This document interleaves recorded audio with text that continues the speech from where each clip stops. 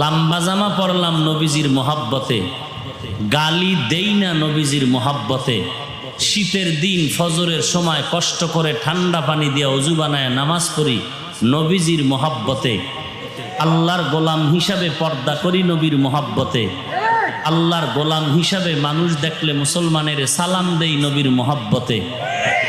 এরপরও যদি নবী মানা না হয় তাহলে কেমনে নবী মানা হয় আমার আর জানা নেই। আল্লাহ সব ভাইকে হেদায়াত দান করুন। যারা সুদ খায় তারা নবী মানে? হ্যাঁ, বরং যারা সুদ খাইতেছেন, সুদের সাথে জড়িত, তারা নিজের আপন গর্ভধারিণী মায়ের সাথে জিনা করতেছে। সন্দেহ আছে?